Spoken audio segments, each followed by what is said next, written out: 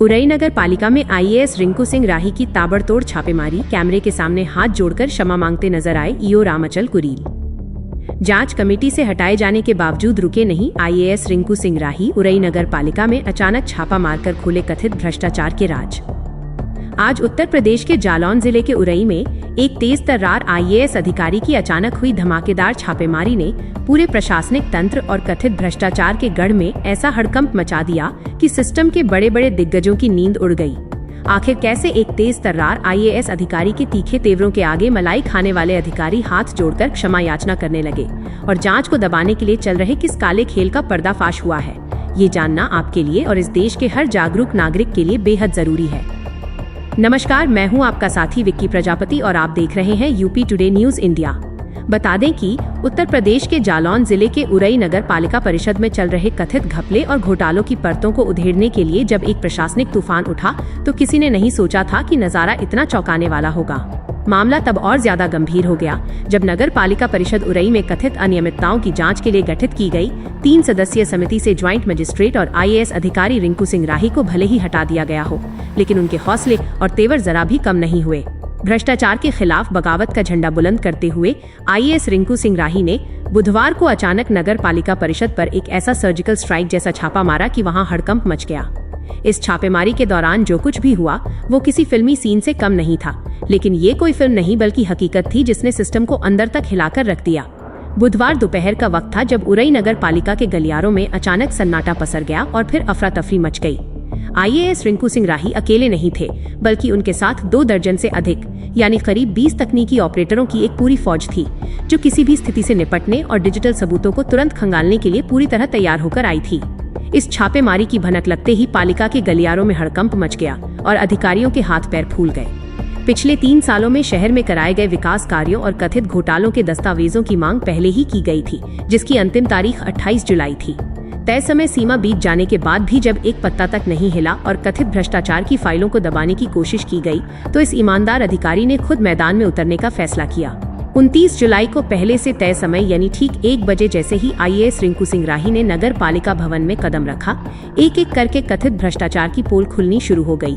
पालिका का सबसे महत्वपूर्ण, संवेदनशील और सबसे ज्यादा चर्चित निर्माण विभाग, खाद्य एवं सफाई विभाग और नजूल अभिलेख कक्ष पूरी तरह से बंद मिले। ताले लटकते देख अधिकारी समझ गए कि दाल में कुछ काला नहीं बल्कि पूरी दाल ही काली है। दोपहर के ठीक 2 बजे आईएएस सीधे अधिशासी अधिकारी यानी ईओ रामाचल कुरील के कक्ष में पहुंचे और उनके दस्तावेजों को खंगालना शुरू किया। इसके पहले ही कक्ष के बाहर ईओ से अभिलेख न सौंपे जाने को लेकर तीखी नोकझोंक और नाराजगी देखने को मिली। रिंकू सिंह राही ने 2 टूक शब्दों में कह दिया कि अगर दस्तावेज न दिए जाने का कोई आधिकारिक आदेश ऊपर से है तो उसे तुरंत दिखाएं। वो 1 सेकंड भी नहीं रुकेंगे और फौरन यहाँ से चले जाएंगे। लेकिन ईओ के पास इसका कोई जवाब नहीं था और उनके चेहरे पर हवाइयां उड़ रही थीं। इसके बाद ये काफिला टैक्स कक्ष की तरफ बढ़ा।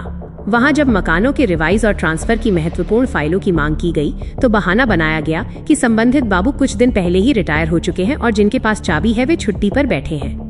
यानी जनता के पैसों और कागजों को छुपाने के लिए पुराने और रटे रटाए बहाने आगे कर दिए गए। हालांकि इस पर भी हार न मानते हुए आईएएस ने टैक्स जमा करने के जितने भी रजिस्टर और किताबें मौके पर मिली उन्हें तुरंत अपनी ऑपरेटरों की टीम से स्कैन करवाना शुरू कर दिया। इसके तुरंत बाद प्रकाश कक्ष का रुख किया गया, जहां पिछले 3 सालों में शहर में कितनी लाइटें लगाई गईं और उनके एवज में कितना भारी भरकम भुगतान किया गया, इसका हिसाब मांगा गया। हैरानी की बात ये थी कि न तो वहां मौजूद कोई कर्मचारी इस बारे में कुछ बता पाया और न ही कोई जिम्मेदार बाबू मुंह खोलने की हिम्मत जुटा सका। प्रकाश कक्ष में भी आधे अधूरे और फर्जी प्रतीत होने वाले अभिलेख ही हाथ लगे, जिन्हें देखकर अधिकारी का पारा 7वें आसमान पर पहुंच गया। इस कथित भ्रष्टाचार की इंतहा तो तब पार हो गई जब लेखाकार विभाग की बारी आई। वहां न तो कैश बुक का आता पता था और न ही पिछले 3 साल के भुगतानों का कोई स्पष्ट हिसाब। जब कर अधीक्षक और अकाउंटेंट गणेश प्रसाद से इस बारे में पूछताछ की गई तो उनके होश उड़ गए और वे बुरी तरह सकपका गए। मौके पर मिले दस्तावेजों को जैसे तैसे स्कैन कराया ही जा रहा था कि तभी एक हैरत अंगेज वाकया हुआ। आईएएस रिंकू सिंह राही जैसे ही जांच करते हुए नीचे उतरे, वैसे ही लेखाकार और वहां मौजूद कर्मचारी ऑपरेटरों की टीम को पूरी तरह गुमराह कर, चकमा देकर कक्ष में ताला डालकर मौके से दुम दबाकर भाग खड़े हुए। इस भगदड़ और लुकाछिपी के खेल ने साफ कर दिया कि अंदर खाने कुछ बहुत बड़ा खेल चल रहा है, जो जनता की गाढ़ी कमाई को दीमक की तरह चाट रहा है। दोस्तों, आप वीडियो तो देखते हैं लेकिन फॉलो करना भूल जाते हैं। अगर आप चाहते हैं कि सच्ची और सबसे तेज खबर सबसे पहले आपको मिले तो अभी वीडियो को लाइक करें, शेयर करें और फेसबुक, इंस्टाग्राम व यूट्यूब पर यूपी टुडे न्यूज इंडिया को फॉलो और सब्सक्राइब करके तुरंत जुड़ जाएं। इस पूरी ताबड़तोड़ छापेमारी का सबसे बड़ा और सनसनीखेज पहलू तब सामने आया जब मीडिया के कैमरे और लाइव कवरेज के बीच आईएएस रिंकू सिंह राही और ईओ रामाचल कुरील आमने सामने आए। मीडिया के सामने जब ईओ की कारगुजारियों की कलई खुली और जांच को हर संभव तरीके से प्रभावित करने के उनके काले कारनामों का पर्दाफाश हुआ तो ईओ साहब के सारे तेवर छूमंतर हो गए। जो अधिकारी कभी अपने दफ्तर में तानाशाह बनकर बैठते थे वे अब पूरी तरह से बैकफुट पर आ गए और कैमरे के सामने ही हाथ जोड़कर क्षमा याचना करने लगे। ईओ साहब डरते हुए गिड़गिड़ाने लगे और बोले कि मैं तो सिर्फ आपसे मिलने आया था, आप बहुत बड़े अफसर हैं, मुझे माफ कर दीजिए। इस पर आईएएस रिंकू सिंह राही के तीखे तेवर और भड़क उठे। उन्होंने सबके सामने दो टूक कह दिया कि ईओ साहब, आप तो मुझसे सेटिंग गेटिंग करने के लिए आए थे, लेकिन मुझे ये भ्रष्ट और गंदा खेल बिल्कुल भी पसंद नहीं है।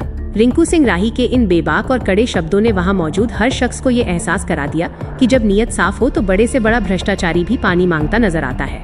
ये पूरी घटना सिर्फ एक दफ्तर की रस्साकशी नहीं है, बल्कि इसका सीधा संबंध आम जनता के अधिकारों, सामाजिक सुरक्षा और विकास कार्यों से जुड़ा हुआ है। जब इस तरह के सरकारी विभागों में फाइलों पर ताले डाले जाते हैं और जनता के टैक्स के पैसों का हिसाब मांगने पर अधिकारी भाग खड़े होते हैं तो ये सीधे तौर पर जनता के भरोसे के साथ सबसे बड़ा विश्वासघात है। आम नागरिक पसीना बहाकर टैक्स भरता है ताकि उसके इलाके में सड़क, नाली, बिजली और सफाई जैसी बुनियादी सुविधाएं मिल सके। लेकिन जब इन विभागों में बैठे नुमाइंदे फाइलों को गायब कर सेटिंग गेटिंग का खेल खेलने लगते हैं तो पूरा सिस्टम खोखला हो जाता है।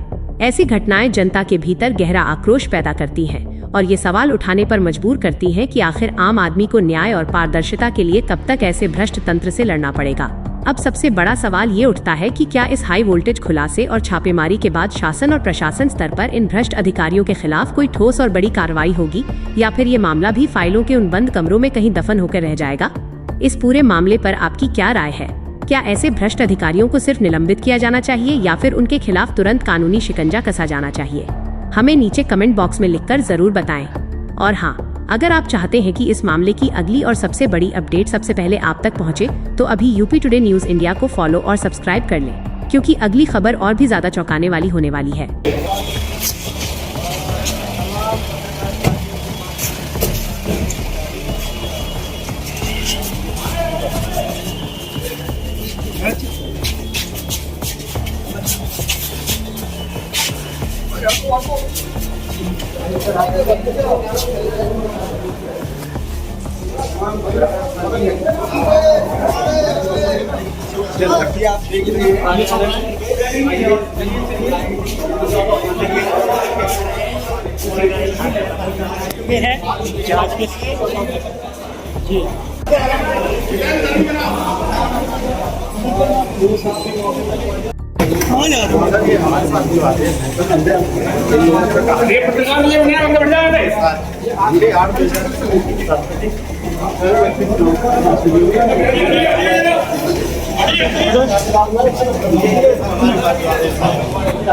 जैसे मुझे हमारे पास जहाँ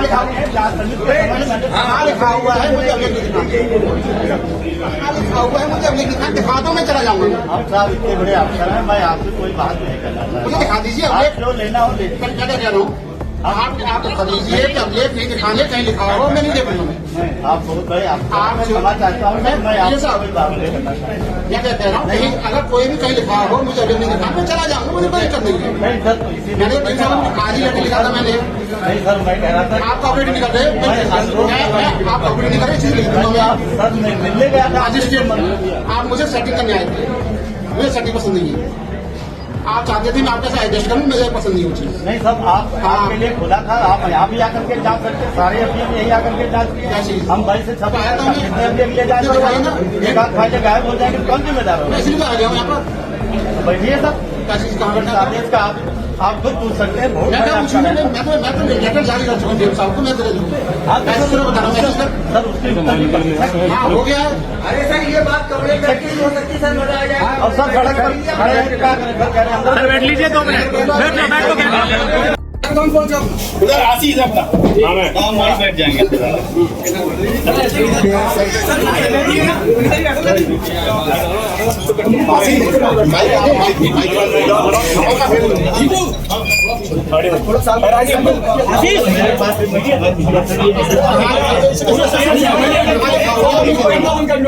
सब लोग शांत हो यार, सुनने तो दो क्या बोल रहा है, बैठा कहीं पे।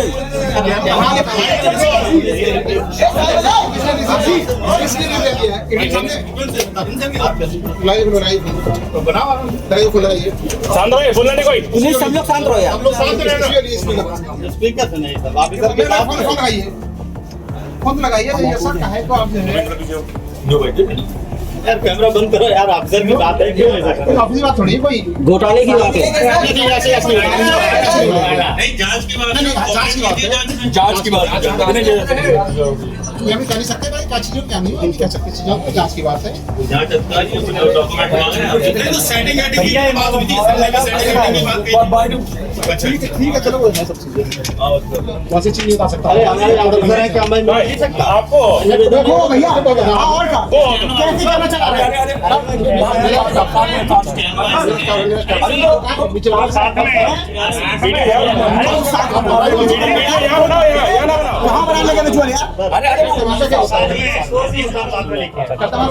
जहाँ से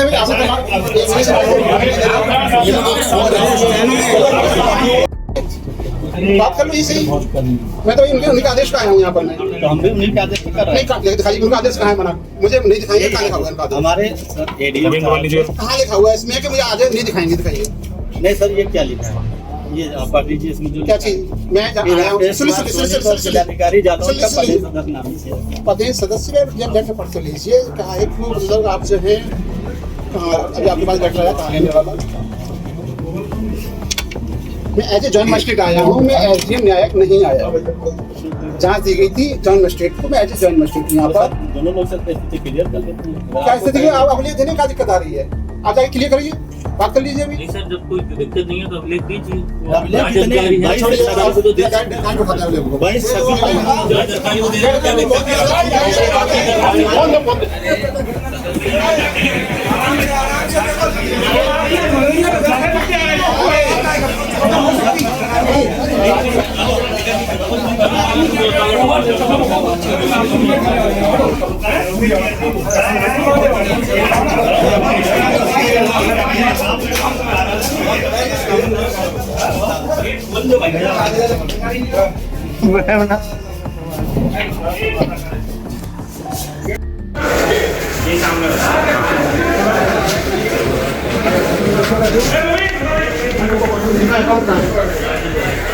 अकाउंट डिटेल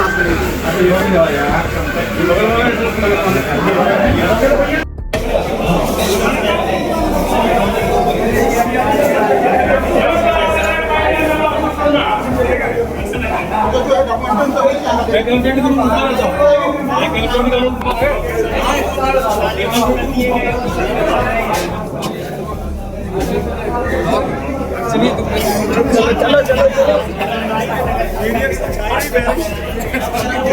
चलो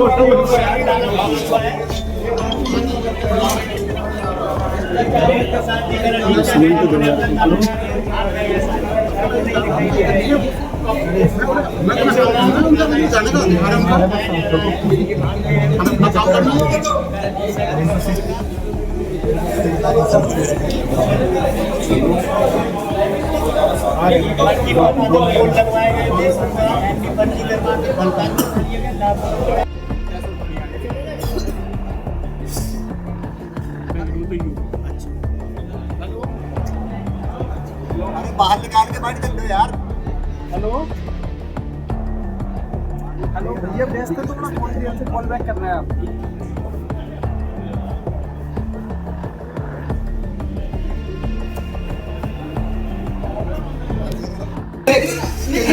सर पॉकेट किसकी वीडियो आ चुका है, वीडियो आ चुका है आते हुए ताला लगाते हुए वीडियो आ चुका है। जिसका वीडियो है जब वो भैया कोई दिक्कत नहीं भैया समझ लो आप लोग सभी लोग चलो आगे कर रहा हूँ। वीडियो आ चुका है मेरे पास, किसके ताला लगा के चाबी कहाँ रखी है वीडियो रखा हुआ है, मैं इसे जमा कर दूंगा। इसके चक्कर में ऐसा ना हो, ऐसा ऐसा ना हो कि इस चक्कर में आप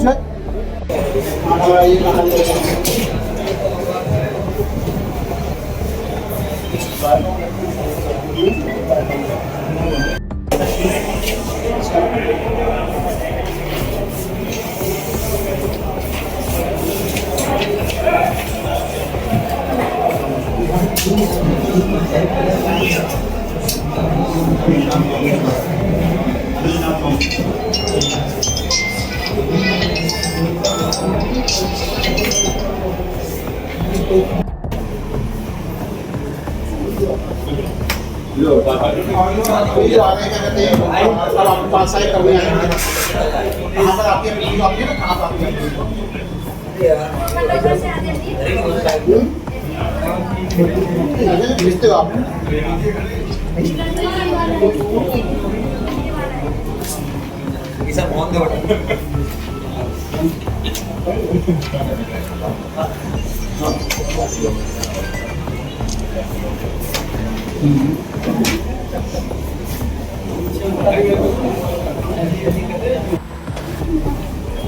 खाएंगे सर इसको?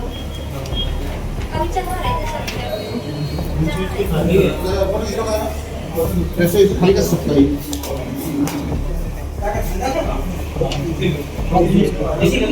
इसको कर सकते हैं। मेरे घर में 32 वाले कौन सा? 32 86 32 77। नया वाले पुराने वाले थे, नए वाले जैसे होगा जो आप भेजते हैं, आप नए अजूरा भेजते हैं। कब से पेंटिंग का चल रहा है? और आप बता रहे यहाँ पे और यहाँ पे तो आता है ज़्यादा ऐसा नहीं होता, ऐसा ज़्यादा नहीं होता।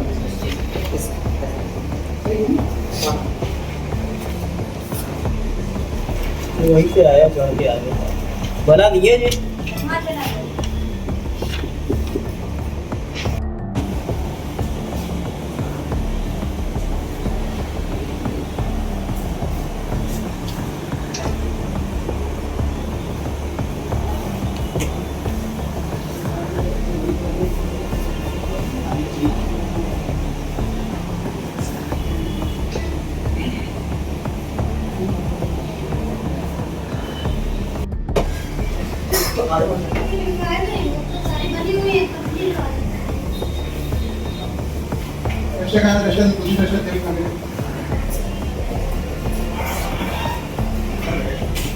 वो आता है वो कहाँ पर सारा खराब होता है।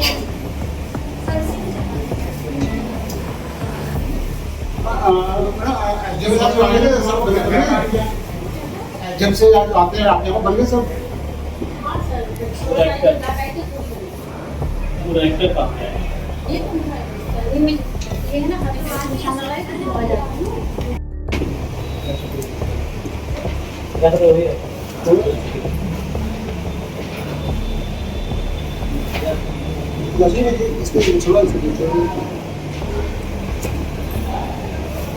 मैडम उल्टा करो, ऐसा करो। लगी हुई ऑफिस नहीं भाई, ये देखो यहाँ पे नहीं जानते इसी बात ऑफिस भी नहीं, ये ऑफिस भी नहीं की बाबू ना वो पटन साहब बुला लो, पटन साहब बुला लो।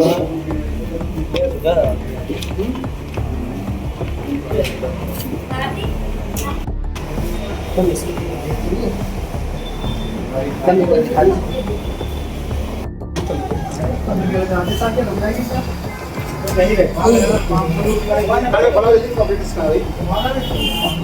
आई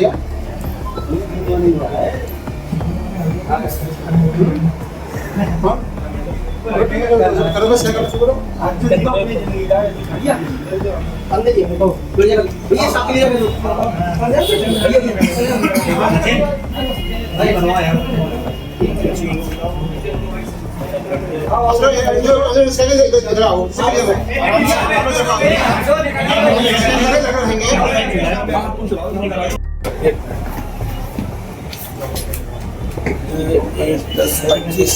ये 20 साल का है, फ्रैंचाइज बुक है। ये 24-25 की 24-25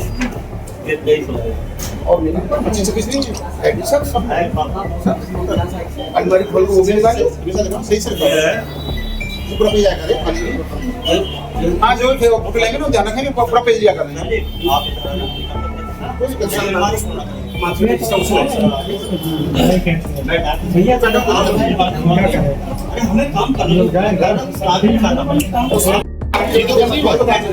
रजिस्टर में हम लोग सीधो दिखाना मुझे तो कोई गोपनीय जानकारी होगी उसमें दिखाऊंगा नहीं अकाउंट तो सब गोपनीय होता ही नहीं आरटीआई दे सकते हैं नहीं तो सर जो आप आरटीआई देते हैं नहीं सूचना हम सर सामने रखते हैं सामने आरटीआई में सूचना देते हैं अकाउंट भेजे थे आरटीआई रजिस्टर लोग 3 साल के इसमें ये सर ये इस साल का एक अपने कोई बात नहीं है लगाने दीजिए हम लोग खुलवा रहे हैं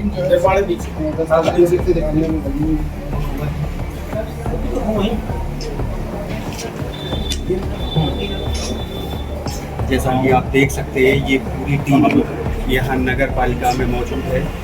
एक एक दस्तावेज की बड़ी ही बारीकी से जांच की जा रही है। पूरी टीम के साथ रिंकू सिंह राही कितने हो गए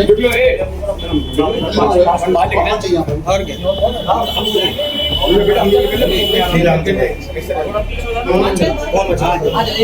अब तुम लोग चला इधर एक लोग इधर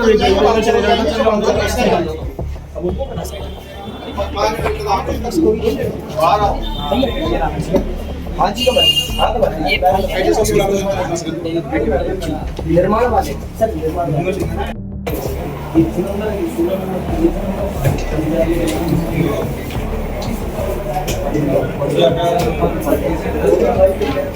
ऐसे ही आपने पढ़ा देखा था आगे तक ऐसा होता है हम यार स्पीशीज देना होता है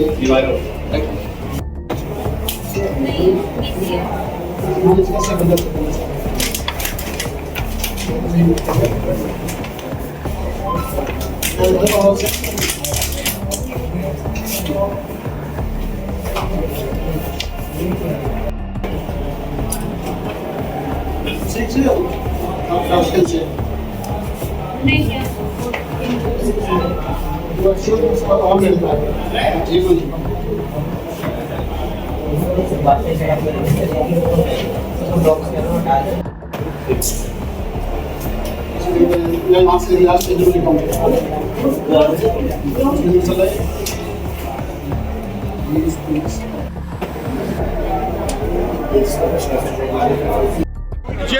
ये प्राइवेट लोग हैं जो आपके साथ मैंने जो लेटर जारी किया है जो मीडिया बंधु को जारी किया है इसमें लिखा हुआ है करने दे रहे सर मीडिया बंद जो लिखा हुआ है जो लिखा हुआ है सेक्शन देख लीजिए मैं क्लियर है उसमें ऐसा है सारा आंसर लिख दिया हुआ है इसमें कॉपी भी की गई है सर जो बाहर हो जाएंगे प्राइवेट लोगों के द्वारा हर रूम में कम से कम 50-50 लोग आरटीआई एक्ट में जो सूचना मिल सकती है बाहर कहाँ जाएंगे आरटीआई एक्ट में जो सूचनाएं मिल सकती है पब्लिक मिल सकती है वो तो मैं तो लोग जांच ही नहीं करने दे रहे हैं क्या चीज प्राइवेट लोग जो साथ में है वो मीडिया कवरेज ही नहीं करने दे रहे हैं कौन नहीं करने दे रहा गांधी मार्केट में नहीं सर ऐसी क्या स्थिति प्राइवेट लोग सर एक आपके द्वारा एक बात भी कही गई थी कि ईओ साहब सेटिंग करने आए थे आपसे तो वो बात सही है क्या? हाँ सही है बिल्कुल सही बात है। तो सर क्या आप जांच कर रहे हैं, क्या कमियां मिली? वो अभी बताया कि अभी डॉक्यूमेंट इकट्ठा कर रहा हूँ खाली। अच्छा आज मेरा खाली है डॉक्यूमेंट इकट्ठा करना, डॉक्यूमेंट लेके शिकायतकर्ता को जो उन्होंने कहा था कि आरटीआई सूचना नहीं मिलती उनको ये नहीं मिलती तो, उनको पता दिलवाना सबको फिर शिकायतों को सही से जांच करना। सर आपको मदद के लिए कोई कर्मचारी नहीं मिले इसीलिए प्राइवेट अधिकारी प्राइवेट कर्मचारियों को आपको लेके आना पड़ा? हाँ। अच्छा ठीक। अभी तो खाली अभिलेख लिए जा रहे हैं, अभिलेख लेने के बाद ठीक है ना, अभिलेख एकत्रित करने के बाद प्रदर्शन मंत्री करेगा फिर डीएम साहब रखे जाएंगे, डीएम साहब से पूछा जाएगा सर गहन जांच करनी है क्या करना है। पब्लिक को जो आरटीआई से डिस्क्लोज होती है चीज़ आरटीआई के एक्ट के तहत वो डिस्क्लोज कर दी जाएंगी, फिर लोगों से पूछा जाएगा आप बताओ शिकायत क्या है आपको। तो जांच शुरू ही नहीं हुई है, ये तो खाली अभिलेख इकट्ठे किए जा रहे हैं जो कि बट ऑब्वियस हो जाना चाहिए, तो मानने की जरूरत नहीं पड़नी चाहिए मुझे। अभिलेख जो है खाली मिल जानी चाहिए था अपने आप ही नहीं मिल पाए, तो इसलिए जांच शुरू ही नहीं हुई है, तो खाली अभिलेख इकट्ठे किए जा रहे हैं, इससे परेशानी आ रही है। नहीं मिलेंगे वो अभी सारी चीज राइटिंग में आप ओपन कर दीजिए, सारी चीज जाएगी राइटिंग में, मैं साइन ऑपरेटिव साइन से जो बोलूंगा साइन का साइन करेंगे। बहुत सारी इसीलिए पूछा जा रहा है कि अन्य प्रकार से या खुद की तरह कोई आरोप न लगे, इसलिए अभिनेता के बारे में सर जो जांच में आपको 14 पॉइंट दिए तो उन 14 पॉइंटों में आपको कोई अपडेट मिला एक आध पॉइंट?